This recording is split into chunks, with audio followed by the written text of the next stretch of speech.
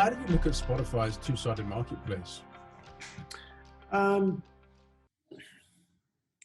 yeah, I mean, it's kind of talked about, a huge amount. I don't think anybody really fully sort of understands what it's supposed to be. But I mean, I look at two-sided marketplace. On one side, there is the artist services side. So they've acquired various businesses like, Sound Better and those kind of businesses which allow the artists to build better tools and better data and potentially make better music.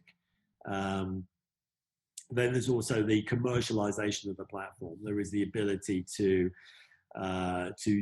boost your profile, to advertise on the platform, and to get your music exposed in a paid-for environment. It's no different from. It's a little different than buying an ad on Facebook, but because it's much more expensive. But it's the same kind of process. There's great real estate that many eyeballs hit, and that has a value, and that will continue to grow for them, I think. I mean, there's been a lot of conversations about, can we buy access to playlists? And my view is that would be a huge mistake, and I don't think will happen, because I think the playlists have to have a degree of integrity about them. They can't be bought for, I don't know why I say that, because, over the history, time will tell you that actually radio wasn't paid for promotion in certain sense. It was called payola. It wasn't strictly legal. But no, I think the playlists have to have a degree of integrity there. You can't just buy your way into today's top hits, for instance. But there's a lot of ways, again, through Spotify's understanding of your audience and consumers who may understand your music, enjoy it, to be able to reach more consumers. And yeah, I think it's a very viable part of the business. It becomes more viable the broader reach that Spotify have. The other side of that as well, which is really interesting, is you take the sort of Spotify up for artists tool that they have, which is, data for artists to look at, where they're streaming and how they're streaming and consumption, and really drill further down into that, with the ability to sell tickets or the ability to properly plan out a tour because you understand where your music consumers are. They're starting to monetize those areas as well. And that has a real value. What do you think's the long game here for Spotify in that two-sided marketplace? Well, I think the two-sided marketplace is entirely from them is saying, how do we build a sustainable, profitable business? And we need to look at everything, all revenue streams. Which includes the diversification of content through podcasting, etc. You'll look on, and they've recently just filed patents. This is not proprietary information. This is widely available for karaoke-like features and for what they call 3D audio, basically very high-end audio quality. And they're constantly looking at ways that how can they increase their pricing to their premium subscribers without them leaving in droves. Because the fundamental problem with all the platforms is there's not much difference between Spotify, Apple Music, Amazon Music. They're all much as much as they have the same content.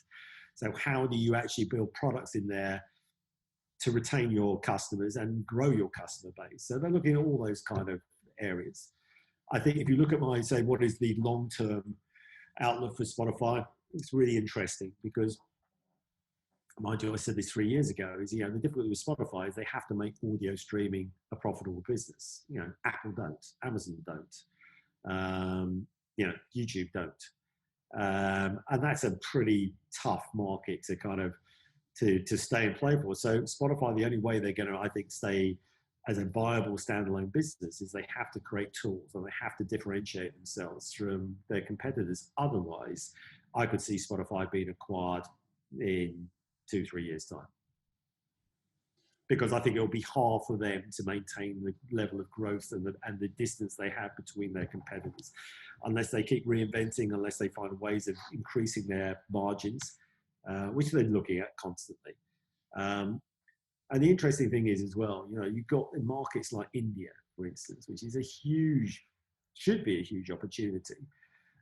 They're a pretty small player. I mean, there are local operators in there who have a way more significant market share than Spotify.